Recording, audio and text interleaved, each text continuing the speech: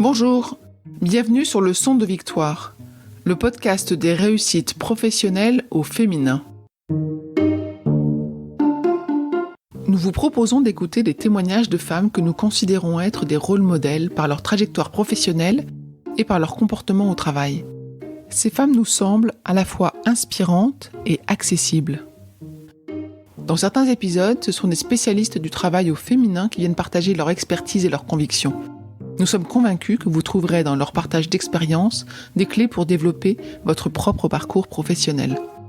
Je suis Perrine Corvézier, avec ma complice Amélie Dag, que vous entendrez sur d'autres épisodes. Nous avons fondé Human Learning Expedition ou HLX. HLX est le cabinet de conseil et de coaching qui accompagne les réussites professionnelles, individuelles et collectives en cultivant les comportements qui mènent au succès. En parallèle de ce podcast, et également sous le nom de Leçon de Victoire, HLX propose une offre de modules d'auto-coaching audio-guidé adaptés aux situations concrètes que les femmes sont amenées à rencontrer dans leur vie professionnelle. Rendez-vous sur le site leçondevictoire, toutattaché.com pour voir en détail comment nous aidons les femmes à dépasser les difficultés qu'elles rencontrent au travail et à se réaliser pleinement. Ça, c'était nous. Et vous qui écoutez le podcast Leçon de Victoire, vous avez un rôle très important si vous aimez ce que vous entendez, celui de faire rayonner ce podcast. Parlez du podcast Leçon de Victoire autour de vous. Commentez et notez cet épisode avec les fameuses 5 étoiles qui permettent d'inspirer encore plus de femmes, de les guider dans leur évolution professionnelle, de leur signifier qu'elles ne sont pas seules à rencontrer des difficultés dans leur carrière de femme et de leur soumettre des comportements inspirants. Place maintenant à l'invité de cet épisode.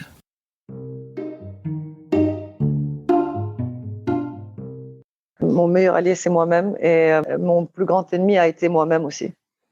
Et je dis ça vraiment en pesant chaque mot. Donc, la seule personne avec qui on est sûr de vivre tous les jours, à chaque instant et jusqu'à la dernière seconde de notre existence, c'est nous-mêmes.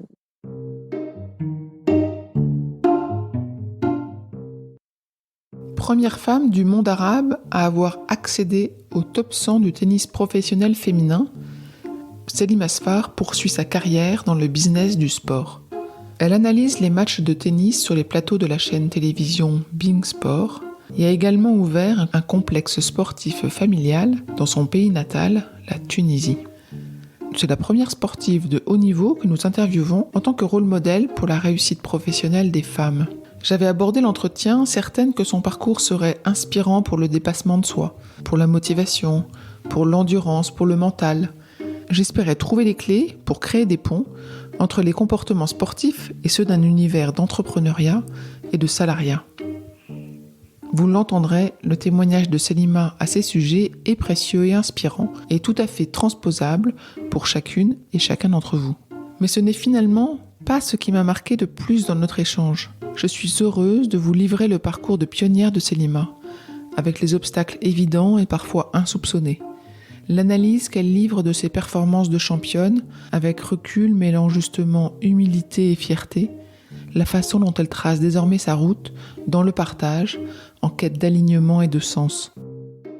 Dans cet épisode unique en son genre, nous parlons de motivation et de discipline, de performance et de plaisir, de talent et de travail, de courage et de vulnérabilité, de résultats et d'amour de soi.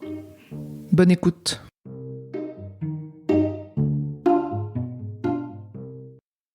Bonjour Selima. Bonjour Perrine, merci beaucoup pour cette invitation. Je vous en prie, j'ai hâte d'échanger avec vous.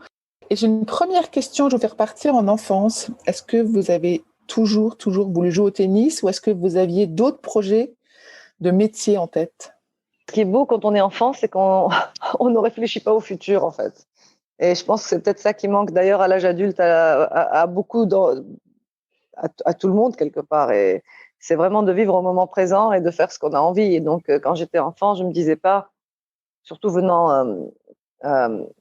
étant la première femme arabe à avoir été professionnelle au tennis, j'avais pas un exemple à suivre d'une femme tunisienne ou d'une femme arabe sur ce chemin-là. J'adorais le tennis, c'était ma passion. Et je pouvais pas me dire, j'avais pas d'exemple pour me dire, bon, bah voilà, je veux être professionnelle et gagner ma vie avec le tennis puisque personne avant ça ne l'avait fait. Par contre, tout ce que je savais, c'est que ça m'amusait, c'est que j'aimais ça. c'est que j'avais envie d'être sur le court du matin au soir, 7 jours sur 7.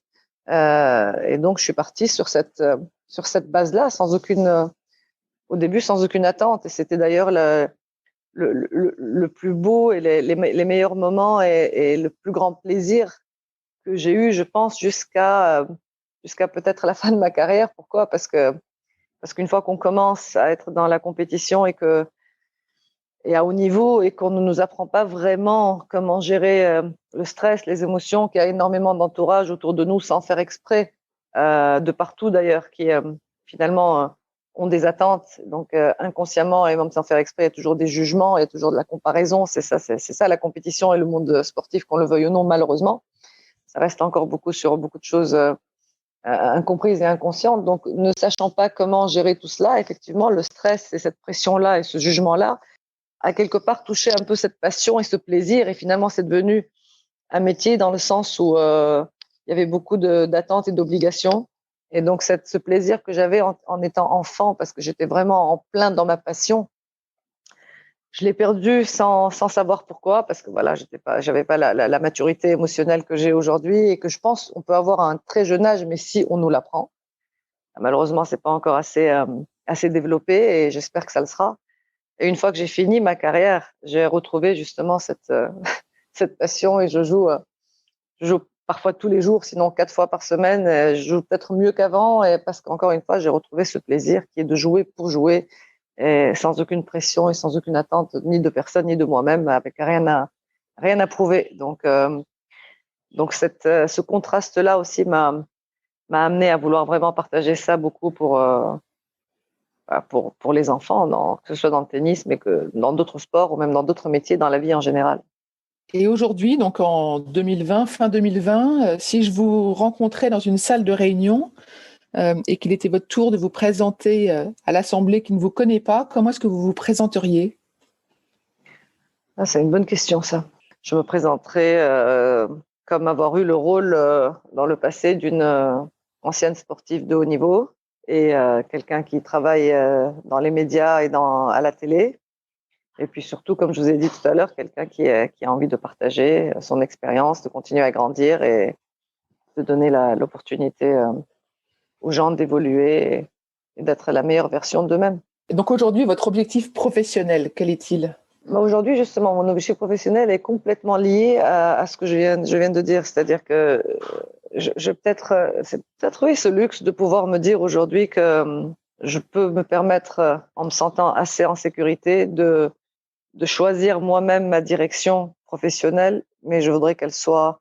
Le mot professionnel a une connotation donc qui quelque part, pour les gens, qui sépare un peu le personnel et le professionnel. Or, pour moi, tout est complètement connecté. Je veux que ma vie professionnelle soit liée à mes buts personnels, qui sont aussi de grandir, d'évoluer et de partager avec les autres. Donc, tout ce que j'ai envie de faire professionnellement aujourd'hui, c'est lié à ma passion, c'est lié à ce que je connaisse le mieux, ce qui est le sport, le tennis. Et donc, je dis toujours, et j'y crois vraiment, que le sport est probablement l'une des meilleures écoles de la vie. Donc, à partir de là, pourquoi pas utiliser cette plateforme pour partager, pour donner des opportunités, pour ouvrir des portes et passer de beaux messages. Donc, mon objectif, c'est de trouver exactement le moyen, à travers cette plateforme, de partager tout ça. Et où est-ce que vous trouvez cette motivation? En fait, c'est une motivation. La motivation, je suis pas sûre que je crois au mot motivation. Une motivation, ça vient, ça part. Personne au monde ne peut être motivé tous les jours, tout le temps, toutes les heures. Ça n'existe pas. C'est une illusion. Par contre, ce qui est vrai, c'est qu'une fois que il y a des jours où cette motivation baisse, il reste la discipline.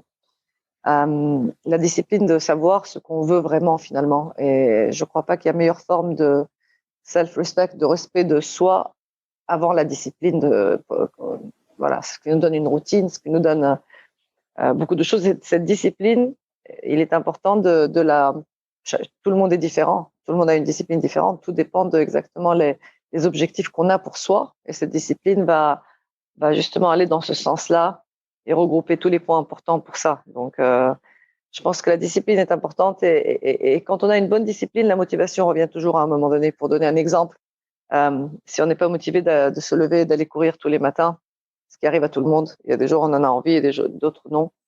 même le jour où on n'a pas envie, si on a cette discipline de le faire parce qu'on sait que ça va nous faire du bien, parce qu'on sait qu'on n'est pas blessé, qu'il n'y a rien qui est de mauvais qui nous arrête, on n'est pas en train de se forcer en se faisant du mal, et bien de le faire parce qu'on sait que ça va nous faire du bien et que c'est bon pour nous, pour ça, pour cette raison, et qu'on se sentira mieux et mieux et mieux.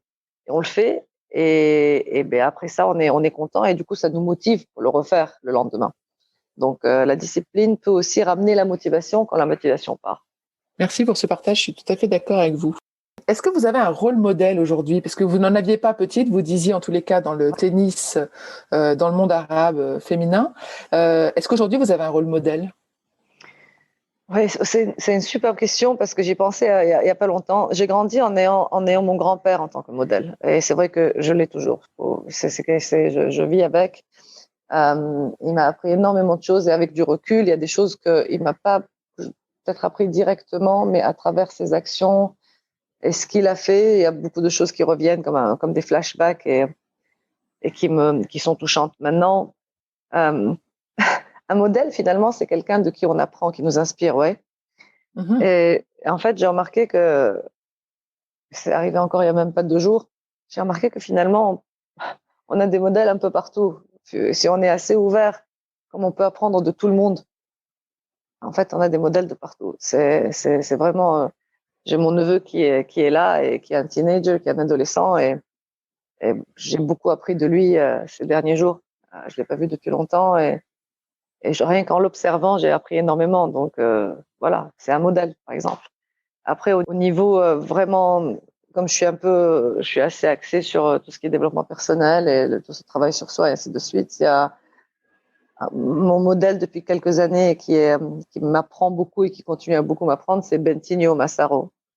Et c'est vrai que ça fait du bien d'avoir de temps en temps quelqu'un, rien que pour aller écouter sur YouTube, et qui remotive, comme vous dites, ou qui réinspire, et qui fait du bien. Mais à la fin, on est toujours en réflexion avec nous-mêmes, et j'ai aussi en modèle moi-même parce qu'on évolue tout le temps, et, euh, et c'est important aussi d'être le modèle de soi-même, ne pas toujours avoir un modèle à l'extérieur de soi.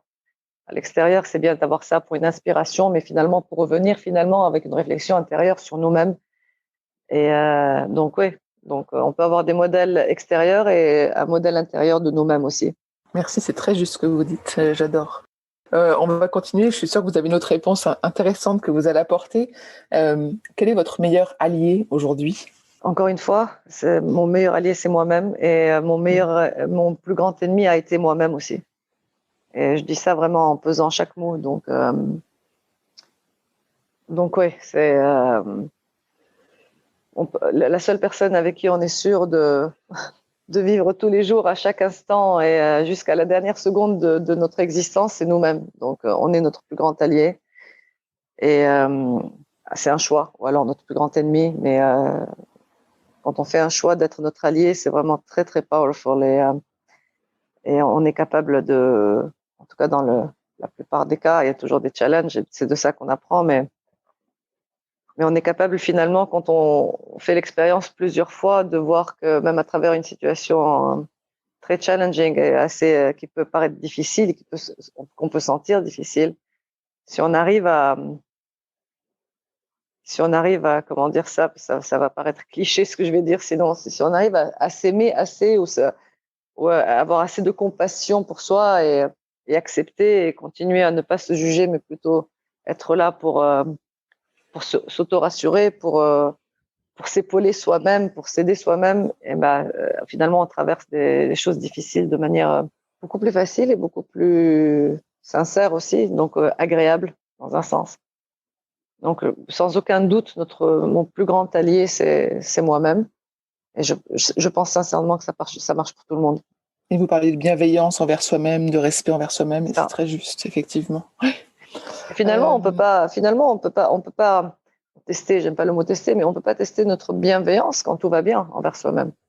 On ne peut vraiment la tester que quand il y a des choses difficiles.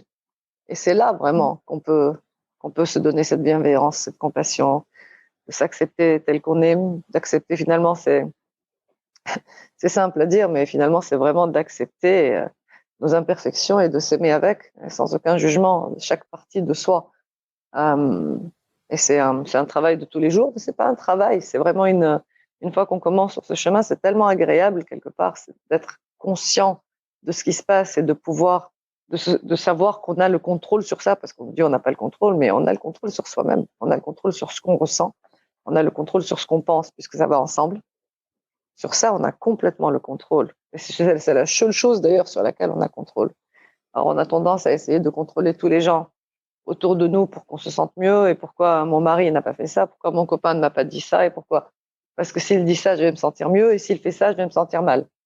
Or c'est pas de l'extérieur, et on n'est pas en train de, c'est pas un contrat où les personnes ont une obligation de faire quelque chose comme nous on veut, in order de se sentir mieux. Au contraire, ça doit venir de nous et non pas de l'extérieur. Donc ouais. Je m'adresse à une championne et j'ai conscience que ma question suivante peut être orientée, mais vous allez sûrement me surprendre. Je voulais vous faire parler de votre réussite professionnelle dont vous êtes la plus fière. Ma réussite professionnelle dont je suis la plus fière. Je dirais ma victoire à Dubaï pour me qualifier pour les quarts de finale, parce que ça m'a permis de rentrer dans le top 100 au monde pour la première fois en tant que première femme arabe. Donc symboliquement, c'est hyper important. Symboliquement, ça a laissé une trace. Et je fais de mon mieux en disant ça, d'être assez consciente que je le dise d'une manière symbolique du cœur et non pas du côté égo qui a besoin de cette image, de cette forme. Mais bon, l'ego aussi, il a le droit d'être flatté. Donc voilà. Du moment où c'est fait de manière consciente. Ce match-là, ouais. Il avait quelque chose de particulier en dehors de son résultat. Vous étiez préparé, vous étiez dans une condition particulière. Qu'est-ce que vous avez mis de vous qui a fait que tout d'un coup c'était possible? Franchement, à l'époque, tout ce que ma croyance, c'était qu'il fallait travailler très, très, très dur pour y arriver. Et je travaillais très, très, très dur pour y arriver. Je suis quand même quitté ma famille, mon pays, ma maison, mes amis et tout ce que je connaissais à l'âge de 12 ans toute seule pour aller jouer au tennis. Parce qu'à l'époque, en Tunisie, il n'y avait pas les moyens nécessaires pour devenir une joueuse, l'une des meilleures joueuses au monde. Donc, c'était pas évident. Et donc, partir, voilà, j'avais des possibilités. Mes parents avaient l'ouverture d'esprit de me laisser vivre mon rêve, parce que j'aimais tellement le tennis et que j'avais de très bons résultats, donc même au niveau international. Donc, tout le monde savait qu'il y avait le potentiel. Et donc, ouais, partir à cet âge-là et de se retrouver seule dans une famille d'accueil que je connais pas, je parlais pas parfaitement français à l'époque, à 12 ans. Puis voilà, c'est surtout au point de vue d'une adolescente. Je pense que je peux le dire, je suis assez authentique pour dire en direct que j'étais même pas pubère à l'époque quand je suis partie, donc j'étais vraiment une enfant. Et j'étais parachutée dans un monde où voilà, on commençait à s'entraîner du matin au soir, en allant un peu à l'école en horaire aménagé, du 6 heures d'entraînement, puis de la compétition, C'était un régime assez difficile, que ce soit physiquement, mais surtout aussi émotionnellement et mentalement, donc psychologiquement en général. Grandir dans ce cercle-là sans avoir finalement ce soutien familial, émotionnel, c'est parce qu'on est seul, parce que j'étais seule. Ça a été un très, très gros challenge. Donc effectivement, je me suis dit, dans ma tête, je me disais, j'ai sacrifié. Or aujourd'hui, évidemment, je le vois différemment, mais j'ai sacrifié tant. Il faut absolument que j'y arrive.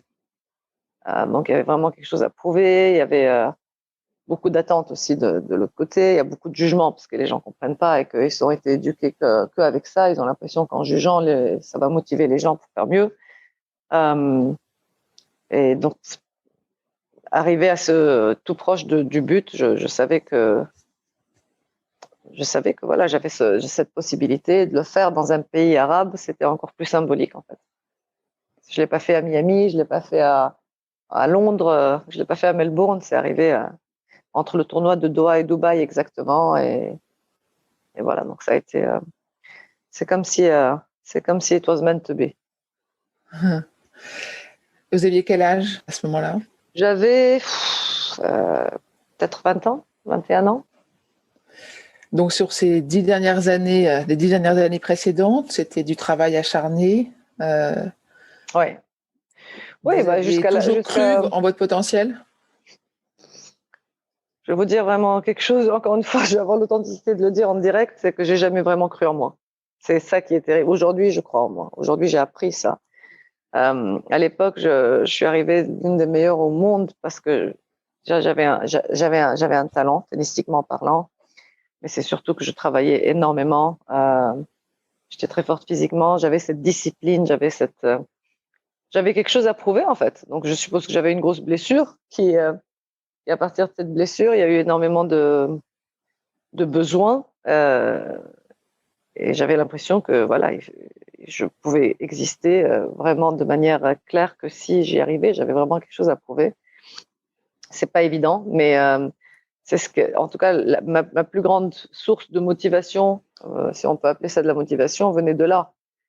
Or, j'aurais pu l'utiliser aussi de la passion que j'avais pour ce sport et de cet amour que j'avais pour ce sport, mais le stress et la pression ont fait dévier cette motivation et voilà. Donc effectivement, ça a été beaucoup de travail, mais en croyant pas assez en moi. Et je me dis que si je croyais un peu plus en moi, avec les qualités que j'avais, avec la force de travail que j'avais et de la discipline, clairement, je pense que j'aurais pu mieux faire. Et et j'ai travaillé beaucoup sur cette question aussi dernièrement, mais je pense que j'ai fait du mieux que j'ai pu quand même, avec les moyens du bord à l'époque, avec ce que je savais. Voilà. J'ai conscience que dans le tennis, il y a des classements femmes, des classements hommes, et que c'est très séparé. Enfin, en tout cas, j'ai l'impression que c'est très séparé, le fait d'être une femme ou un homme. C'est deux parcours différents et parallèles. Qu'est-ce que vous pouvez dire à ce sujet-là? C'est vrai, c'est vraiment vrai. Et d'ailleurs, on continue aujourd'hui encore à soulever cette question énormément parce que malgré tout, le monde sportif ou le monde du business ou le moment en 2020, on sépare énormément hommes et femmes. Et ou en tout cas, on compare beaucoup. Et c'est là où j'ai fait une présentation l'année dernière pour être dans le board des directeurs de la WTA, justement. Et ma présentation était vraiment basée beaucoup sur ça. En tout cas, c'est l'un des points les plus importants que j'ai clarifié. C'est sur on a du mal aujourd'hui, par exemple, dans le tennis féminin, de trouver autant de sponsors ou autant peut-être d'audience ou en tout cas d'intérêt que le tennis masculin. Et on est toujours en train de se faire comparer. Et je disais donc dans ma présentation à la WTA qu'aujourd'hui, ce qui est important de faire ressentir aux gens, c'est qu'il n'y a pas à comparer. C'est qu'on ne peut pas comparer deux choses qui sont complètement différentes. Le tennis féminin, les femmes, on a nos qualités fondamentales qui sont différentes des qualités fondamentales des hommes. On a du courage, on a notre féminité, on a notre vulnérabilité, c'est qui est magnifique, qui est une source énorme de force, d'ailleurs, de power. On a tous ces aspects-là sur lesquels on ne donne pas assez on ne démontre pas assez, on ne donne pas tous ces highlights. Et aussi, au niveau physique, peut-être un homme est beaucoup plus fort, mais à d'autres aspects, nous, on a les émotions. Et on dit souvent, oui, vous, sur le court, la match n'est jamais fini, il y a des hauts et des bas, ça stresse, il y a des émotions, il y a énormément d'émotions qui prennent le dessus, et c'est vrai. Mais n'est-ce pas la beauté, justement, d'être une femme on est beaucoup plus émotionnel, et c'est vrai. Ou alors peut-être on montre plus nos émotions. Et c'est génial. On est en train de nous juger pour ça, et finalement, on a un avertissement où on paye des amendes sur le court quand on crie ou quand on fait quelque chose. Ok, il y a des limites à ne pas dépasser, c'est vrai. Mais en tout cas, laisser exprimer ses émotions en tant que femme, c'est magnifique. C'est justement ça, l'authenticité. Donc, d'arrêter d'essayer de nous suppresser ça et d'essayer de nous d'interdire des choses qui finalement euh, peuvent mieux faire connaître notre sport parce que on regarde à la télé les femmes qui jouent et on est toutes émotionnelles en tant que femme. Donc la meilleure manière de toucher quelqu'un, c'est si la personne peut se connecter à la personne en face, si elle peut reconnaître quelque chose, une émotion de cette personne-là, c'est un partage, il y a une reconnaissance quelque part. Donc si on montre notre personnalité, notre caractère, il y a beaucoup d'autres femmes à l'extérieur qui vont reconnaître cette même chose en elles. Donc, quelque part, voilà, ça peut être quelqu'un qui est un peu plus nerveux, quelqu'un qui a plus peur, quelqu'un qui va plus pleurer dans des moments de trucs, quelqu'un qui, peu importe quelle émotion c'est, mais en tout cas la montrer de manière authentique sans essayer de la cacher, parce que sinon les journalistes ou la télé ou les médias vont nous casser et dire des choses tellement terribles. C'est ça, en fait, qui ne nous laisse pas nous exprimer. Et c'est ça qui fait que, quelque part, ça nous enlève notre force et même notre force médiatique. Parce que c'est beau de montrer ses émotions. Quand il y avait à l'époque un McEnroe contre Borg et que McEnroe montrait ses émotions jusqu'au jour d'aujourd'hui, les gens entendent de regarder des choses comme ça. Pourquoi les gens voulaient regarder McEnroe? Parce qu'il était authentique, parce que ce qu'il y avait sortait et les gens pouvaient voir ce qu'ils ressentaient eux chez lui, finalement. Aujourd'hui, les femmes, on nous demande d'être comme des robots. Et franchement, à regarder des robots, ça fait ressentir rien du tout. Et quand on ressent rien du tout, c'est difficile de faire un marketing basé sur ça. Donc voilà, je pense que notre force aussi, c'est notre côté émotionnel et notre courage. Et il est important d'aujourd'hui de laisser cela s'exprimer et au contraire de le montrer, de le partager et de l'utiliser. Ce que je disais aussi dans la présentation, c'est que tout ce qui est une émotion, c'est une énergie. La colère, il y a énormément d'énergie dans la colère. Quand on s'énerve, on peut casser quelque chose qu'on ne pourrait pas casser si on était calme. Donc, on a une force supplémentaire. Donc, comprendre cette émotion et utiliser cette énergie et la transformer pour la mettre de manière qui pourrait être productive, mais c'est une super power. Et tout le monde serait d'accord avec ça. Donc oui, les femmes sont émotionnelles, elles ont des émotions beaucoup plus fortes, mais ça veut dire aussi qu'elles ont aussi une power qui est beaucoup plus forte. Donc laissez-nous l'utiliser, quoi. Très intéressant. Et est-ce que au cours de votre carrière, il y a des moments où vous êtes dit, j'étais un homme, je n'aurais pas dans cette situation, où je n'aurais pas cet obstacle-là devant moi? Oui, il y a eu des. J'ai pas eu de cas particulièrement flagrants ou choquants, mais oui, il y en a, bien sûr qu'il y en a. Bien sûr qu'il y en a des petites histoires par-ci par-là, ou voilà, finalement, surtout soit à l'époque, en tant que femme arabe, voilà, il y a des choses que la société nous permet de faire ou pas, si on est femme ou pas, ou voilà, il n'y a pas eu de quelque chose de dramatique, mais après, ce qui a été le plus difficile, c'est plus le côté, comme on voyage énormément, c'est pas le côté féminin, c'est le côté d'avoir besoin d'un visa un peu partout avec un passeport tunisien, un passeport d'un pays arabe. Et à l'époque, il y avait ni Schengen ni rien du tout, donc il fallait faire un visa pour chaque pays. La rengaine du visa était incroyable, donc il fallait passer des journées et faire des queues dès 6 heures du matin d'un consulat à l'autre. Et le tennis étant un sport où on fait des tournois toutes les semaines dans un pays différent, j'ai dû rater à peu près 40% des tournois importants parce que j'avais pas de visa. Et quand j'arrivais à faire le visa, mais sans m'entraîner pendant 3 jours à la suite parce que je faisais la queue, c'est sûr que j'arrivais pas aussi préparée que les autres au tournoi, quoi. Donc de ce côté-là, c'était un gros challenge. Votre statut de première femme arabe à arriver à ce niveau-là de tennis, c'est pas juste une étiquette, c'est clair, ça a été votre vécu, ça a été la condition voilà. avec laquelle vous vous êtes battue pour Et jusque-là, réussir. d'ailleurs, jusqu'au jour d'aujourd'hui, il y a vraiment pas grand monde qui sache vraiment the journey. On voit pas les détails parce qu'ils sont tellement importants. Là, ce que je viens de vous dire, c'est un détail sur 1000, les visas et les trucs à l'époque. Aujourd'hui, c'est tellement différent parce que justement, on a commencé à ouvrir des portes et mais ouais, il y a eu énormément de challenges. Et quand on nous demande pourquoi il n'y a pas eu à l'époque plus de femmes arabes qui font ça, mais les gens ne se rendent pas compte, en fait, des difficultés qu'il y a sur le chemin qui sont tellement plus que pour quelqu'un qui soit européen ou américain ou peu importe.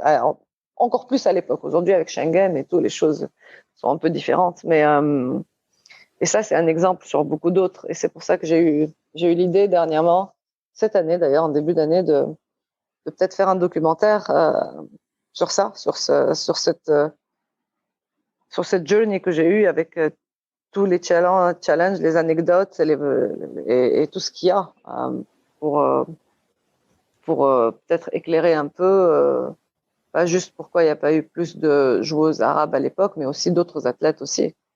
J'imagine que dans votre carrière professionnelle de tennis, vous étiez accompagné par un entraîneur, un coach.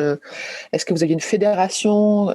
Voilà. Ce qui m'intéresse, c'est de voir un peu quels sont les appuis sur lesquels vous pouviez compter. Vous n'aviez pas votre famille à proximité, mais vous aviez peut-être votre famille Non, la d'accueil. vérité, j'ai pas eu d'appui. À part ma famille, j'ai pas eu d'appui. C'est la fédération. Non, c'était la fédération nous inscrivait au championnat d'Afrique, au championnat arabe. Mais bon, au jour le jour, année après année, tournoi après tournoi, non, j'avais pas l'appui de ma fédération de ce côté-là. Par contre, ouais, la famille, souvent de loin, mais ma sœur, mais voilà, mes parents qui ont quand même accepté de laisser, de prendre un risque quelque part, et aussi qui ont dépensé de l'argent pour moi jusqu'à ce que je commence à gagner ma vie au tennis. Et j'ai la chance d'avoir eu une famille comme ça, mais après, c'est vrai que quand on est seul, quoi. Un entraîneur, oui, on and off, ça dépendait. C'est déjà d'avoir un entraîneur et une équipe, ça coûte énormément. Hein. Il y a quand même un salaire à payer, des avions toutes les semaines à payer, l'hôtel à payer, les restaurants à payer, et tout ce qui est les frais divers à côté, qui paraissent rien, mais qu'à la fin du mois sont beaucoup aussi. Donc c'est vraiment énormément de dépenses, et il faut déjà commencer à vraiment bien gagner sa vie pour pouvoir se le permettre. Donc il y avait de temps en temps un entraîneur, de temps en temps pas. Il y a des tournois oui, des tournois non. Il y avait des périodes où, par choix, je me suis entraînée toute seule, et d'ailleurs c'est la période où je suis rentrée un peu dans le top 100, parce que j'avais envie de vraiment être avec moi-même et ne plus avoir donné de compte à rendre à personne, et de voir ce que je peux faire toute seule. Mais ouais, franchement, tout s'est bien passé, mais le tennis déjà, c'est pas un sport d'équipe, c'est un sport très solitaire. On est très seul. Donc la plupart de ma carrière, j'ai été très seule. Après, on a toujours des amis, des personnes par-ci par-là qui font en sorte que la route soit un peu plus agréable. Mais oui, j'avais pas un sponsor particulier qui m'a mis à disposition une équipe autour. Et comme d'autres joueuses, j'ai pas eu non plus la chance ou le luxe d'avoir ma famille autour aussi pour un soutien émotionnel. Donc, mais bon, ça a été super intéressant et j'en ai énormément appris. Donc voilà, beaucoup de gratitude. Est-ce qu'il y a quelque chose que vous avez récemment compris et que vous auriez aimé savoir plus tôt dans votre vie? Ah oui, c'est exactement ce que je viens de dire. Comment gérer? J'aurais aimé euh, qu'on me donne la chance d'apprendre beaucoup plus tôt, comprendre les émotions, comment gérer le stress, la peur, le jugement, l'amour de soi, la compassion, s'autoriser, tout simplement, s'autoriser de pas être en forme, s'autoriser de faire de son mieux et de perdre, s'autoriser de plein de choses, et de cet amour inconditionnel finalement, parce que quand on connaît pas tout ça et qu'on nous met dans ce moule-là de compétition, de comparaison, de gagner, de perdre, et surtout à haut niveau, un sport comme le tennis où il y a énormément d'enjeux, voilà. Eh ben, on oublie on a l'impression que tout est conditionné. C'est pas même une impression, c'est qu'on nous le fait comprendre. Euh, c'est que voilà, tu as ça, si ça, je te donne un sponsor, si ça, je te donne de l'importance, de l'attention si tu gagnes, et si tu as un bon classement, je te donne, voilà, si tu perds, je te regarde d'une manière, si tu gagnes, je te regarde d'une autre manière. On vit avec ça tous les jours, en fait. Donc, quelque part, c'est mon plus grand vœu, et en général, c'est ça. Hein, c'est quand on cherche un peu notre chemin et pourquoi on est là, c'est en général, on se pose la question, qu'est-ce que j'aurais tellement aimé avoir qu'aujourd'hui j'ai appris, et donc du coup je voudrais partager pour donner aux autres, pour que ça puisse les aider eux. Parce qu'en général, c'est vraiment ça, le but de passer à travers des difficultés dans la vie, c'est d'apprendre pour pouvoir après les partager. Donc oui, j'aurais aimé avoir ça beaucoup plus tôt. Non seulement je suis persuadée que j'aurais été bien meilleure joueuse, mais surtout c'est que j'aurais apprécié ma carrière et cette journey beaucoup plus. Le plaisir aurait été multiplié par beaucoup, quoi. Et donc, c'est ça aujourd'hui que j'aimerais partager, parce que c'est à travers le sport, qui est encore une fois une belle école de la vie, mais dans tout finalement. en tout dans la vie en général, pour chaque enfant, de pouvoir lui donner ces outils-là qui permettent une évolution beaucoup plus smooth, beaucoup plus de réussite, avec beaucoup plus de joie, beaucoup plus de paix. Mais c'est pas le plus important finalement. Et est-ce qu'il y a d'autres conseils que vous voudriez donner peut-être à une jeune fille qui se lancerait aujourd'hui, qui se dirait qu'elle a du potentiel pour avoir une carrière tennistique, peut-être une jeune fille tunisienne? Qu'est-ce qu'on pourrait lui donner comme conseil? Pour n'importe qui, je pense que le meilleur conseil, c'est de faire du mieux qu'on peut et ne pas se juger par rapport au résultat. Du moment où on a fait du mieux, the best we can, the best we know, le mieux qu'on peut et le mieux qu'on sait. À partir de ce moment-là, toujours dans le plaisir, le meilleur de son habilité du moment présent. À partir de là, de se donner une tape sur l'épaule et de se remercier et de se dire bravo. Peu importe le résultat. C'est vraiment de s'amuser, d'y aller en... Quand on donne le meilleur qu'on peut sans se juger, on s'amuse en général. On est là pour des challenges, mais des challenges dans le positif. Donc, pourquoi les enfants, ils adorent jouer? C'est parce que ils se donnent toujours le maximum et ils veulent gagner, mais toujours dans le plaisir. Et c'est ça, je pense, qui est le plus important, le meilleur conseil qu'on puisse donner à un enfant, de grandir avec ça. Mais malheureusement, c'est tellement lié aux attitudes, aux réactions de l'entourage aussi. Un enfant, c'est une éponge à émotions, donc il est important aussi pour les adultes de comprendre ça. Quand on dit à son enfant, d'entendre ça, ça me touche, ça m'aurait énormément touché avant, je pense aussi. Et je le dis à mon neveu, ma nièce, qui puissent faire une bêtise ou avoir une mauvaise note ou perdre à un jeu ou perdre au basket ou au tennis. Et je leur dis, mais vous gagnez ou que vous perdiez, mais je vous aime au maximum déjà, ça change rien. C'est l'image, j'ai eu 18 sur 20, mais c'est bien, mais que tu aies 18 sur 20 ou que tu aies 8 sur 20, moi, de toute façon, je vais t'aimer exactement de la même manière, qui est déjà le maximum et je ne peux pas aller plus. Donc, vraiment leur faire comprendre que leur amour est complètement inconditionnel du résultat qu'ils puissent faire.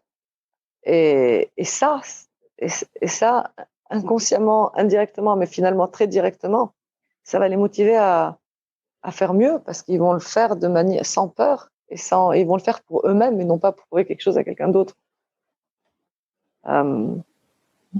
Donc, c'est le meilleur conseil que je puisse vraiment donner du cœur. Et malheureusement, c'est un conseil qui ne peut être vraiment compris ou assimilé que si la personne ou le parent, l'adulte, peu importe, ait déjà fait cette expérience sur soi. Parce qu'on transfère souvent nos frustrations, nos besoins, nos envies sur les autres, sur nos enfants surtout. C'est un bon conseil, effectivement. Pas facile à mettre en place, mais un bon conseil. C'est vrai, c'est vrai. Je voulais revenir un peu sur l'endurance que vous avez, parce que vous continuez à mener plein de projets parallèles, vous continuez à jouer, à vous entraîner. On a dû caler cet entretien par rapport aux entraînements que vous avez, ce qui est super. Ouais. Comment est-ce que vous faites pour vous ressourcer, pour tenir dans la durée? Mais c'est ça qui me fait tenir, c'est incroyable parce que mon neveu m'a posé la question ce matin. Je suis avec lui ici à Dubaï et il me dit mais comment tu fais? Aujourd'hui j'ai 43 ans et sincèrement avec toute l'honnêteté, la sincérité, d'ailleurs les gens qui sont autour de moi et mes amis et ceux qui vivent autour de moi le savent, je suis probablement beaucoup plus fit que quand j'avais 25 ans et Dieu sait que je bossais dur quand j'avais 25 ans. Donc, mais aujourd'hui encore une fois c'est fait vraiment avec de l'amour, avec de la vraie passion, en écoutant énormément mon corps et en étant très bienveillante et en étant très gentille et dans la gratitude de tout. On en rigole souvent, même ici encore avec mon neveu, et je remercie mon corps à voix haute, souvent en rigolant, parce que je sais qu'il est devant et que j'ai envie qu'il l'entende. Et je vais jamais aller sur le côté où, comme je faisais avant, comme si j'étais sur un âne et que je donnais un coup de fouet, tu avances, que tu le veuilles ou non, parce qu'il faut que tu avances et parce qu'il faut que. Aujourd'hui, quand je vais m'offre un massage, je l'offre par amour et non pas parce que, comme avant, je vais me faire masser parce que je veux quelque chose en retour demain, quoi. Et quand on fait ça, et qu'encore une fois, on se reconnaît à notre passion, ce qui est le sport pour moi, vraiment en général, bah finalement, c'est facile. C'est du pur bonheur. Tous les jours, je vais faire mes 2 heures, peut-être 3 heures de sport de manière assez intense. Aujourd'hui, j'ai nagé pendant 1 heure et quart non-stop en faisant de la natation pour changer un peu juste avant notre entretien. Et là, on finit, je vais aller jouer un peu au tennis, mais c'est tellement naturel, ça fait tellement du bien, c'est tellement un plaisir que, euh, que pourquoi pas. Et il y a beaucoup de gens qui disent mais non, mais c'est trop, pourquoi tu... Et c'est encore une fois, ce sont toujours des gens qui parlent de leurs propres limitations. C'est encore toujours un transfert, comme on fait avec les enfants souvent. C'est peut-être trop pour toi, c'est peut-être pas bien pour toi, c'est peut-être ton corps qui ne le veut pas de toi. Ce sont tes limitations à toi. Ne les transfère pas sur moi. Moi, je sais ce qui est bien pour moi et je sais ce qui me fait du bien et je sais ce qui est trop, ce qui n'est pas trop. Chacun a des limites différentes et nos limitations sont différentes. Souvent, on empêche quelqu'un de faire quelque chose parce qu'on va se regarder cette chose par rapport à nous-mêmes et transférer nos limitations à nous sur les autres. Et c'est ce qui se passe avec les enfants. On les arrête dans leurs rêves, souvent. Une question, change un peu de sujet, est-ce que vous êtes optimiste sur l'évolution de la place des femmes dans la société? Comment est-ce que vous voyez les choses évoluer à l'avenir? Franchement, je sais, c'est peut-être moi qui rêve là, mais moi je pense que c'est en train de énormément évoluer déjà. Et je reste persuadée que, en fait, c'est simple. Il n'y a pas la place de l'homme et la place de la femme.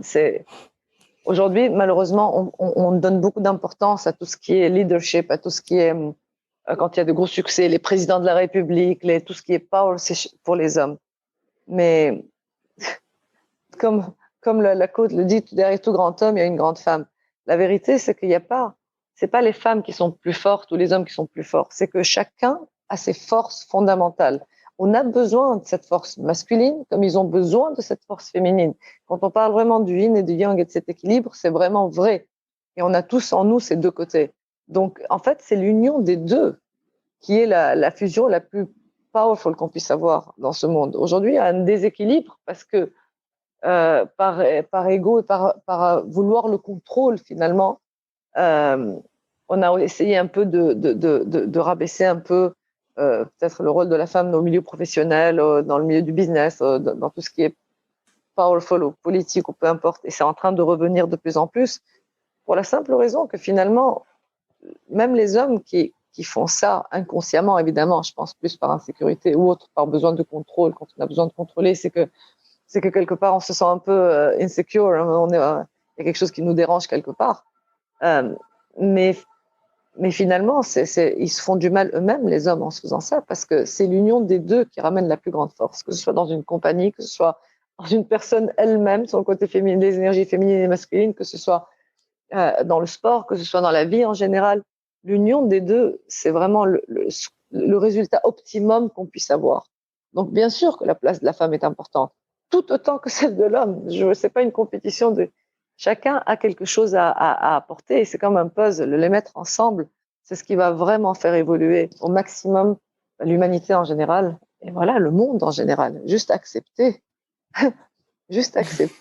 cette idée qui paraît tellement simple. C'est vraiment l'idée d'une équipe, c'est vraiment l'idée d'une union. Et malheureusement, le monde reste encore beaucoup dans cette séparation, voilà, due au besoin de contrôle, très souvent. Je voudrais terminer cet entretien par une question sur votre prochain défi professionnel.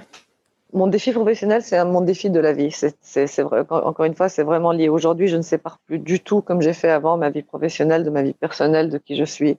Donc, mon défi, et ça a été une grosse réflexion, même ces derniers jours où j'ai eu pas mal d'avancées, c'est que je veux que ma vie professionnelle soit complètement liée à mes objectifs profonds. On a toujours des opportunités à droite, à gauche. Je ferai attention à mes choix, à quoi ne pas accepter, même si ça peut être alléchant ou attirant. Et je ferai vraiment attention à aller vers ce qui est le plus juste par rapport à ce que je recherche et par rapport à ce que je suis et par rapport à ce que je veux continuer à être et évoluer dans cette direction-là qui est voilà, et dans le partage et dans donner, dans aider, dans inspirer, donc continuer à s'aimer de plus en plus et donc à aimer les autres de plus en plus. Et quand on aime les autres, on essaye de partager, d'aider et être au service finalement. Être au service de soi et être au service des autres. Donc mes choix professionnels, entre guillemets professionnels, je ferai très attention à les faire de façon à ce qu'ils soient vraiment liés à cet objectif-là et non pas un autre qui peut être compréhensible complètement. Et ce que j'ai fait déjà, mais aujourd'hui, j'ai la chance d'être dans une situation où je peux me permettre de me dire ça avec moins de résistance, avec moins de peur. Mais c'est vraiment ce que je veux le plus. Je vous le souhaite en tous les cas. Merci beaucoup pour cet entretien, Selima. Merci beaucoup, Perrine. Merci de votre temps.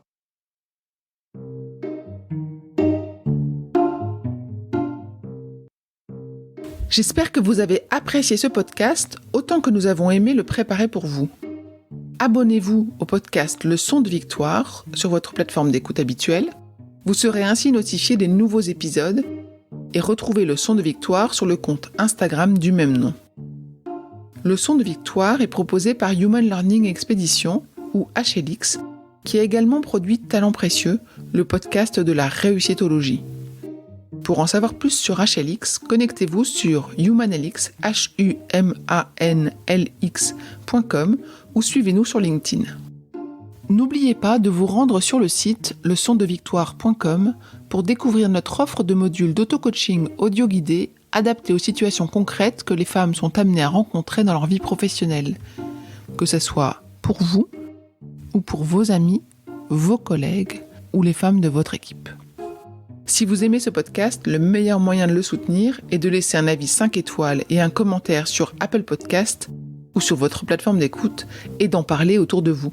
Cela permettra à d'autres de le découvrir également. Je compte sur vous. Merci pour votre écoute et à bientôt.